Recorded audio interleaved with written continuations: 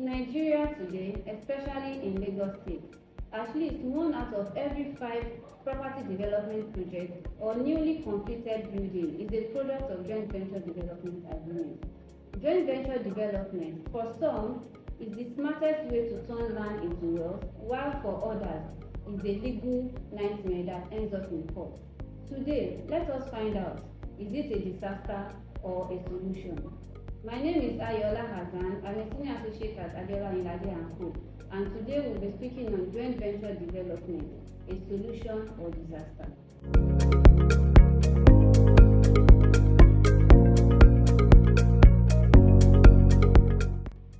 Joint venture development is a specific type of joint venture, usually in real estate or property development projects, which involves partnership between landowners and property developer. Parties usually agree to develop land together, share the cost of development, share the profits of the development, or proceeds from the sale of the property upon completion in accordance with the agreed terms. In joint venture development, usually the landowner contributes land as equity, while the property developer contributes funding, construction expertise, or project management. Absolutely yes. A joint venture development agreement is a legal document that sets out the terms and conditions of the relationship. Usually it stipulates the contribution of the parties, the sharing formula between the parties, the time frame for the project, as well as the dispute resolution method. In a joint venture agreement, it is important that the agreement captures some important clauses.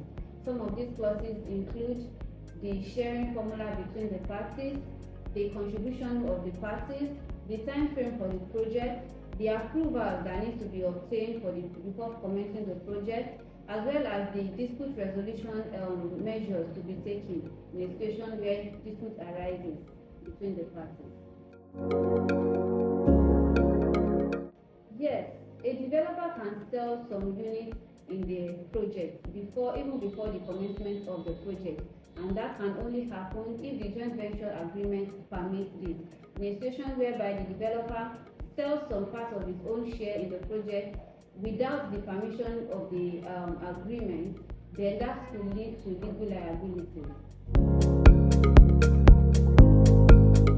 There are several mistakes common in joint venture development. Some of these mistakes include failure to conduct due diligence to ascertain the capacity of the developer, the owner of the land having defective title, not having a well-structured agreement.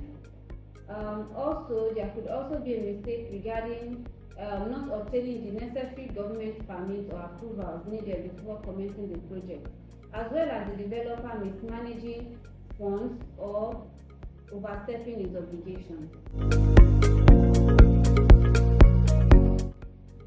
Parties are to engage separate lawyers because their interests differ. The landowner's lawyer protects ownership and returns on investment, while the property developer's lawyer ensures funding security and control of the project timeline. In fact, it is always best for both parties to obtain independent legal advice before making any decision regarding the project. The truth is, whether you are a landowner or a property developer, joint venture development can be a win-win, but only if it is backed by a well-drafted standard agreement that protects the interests of both parties.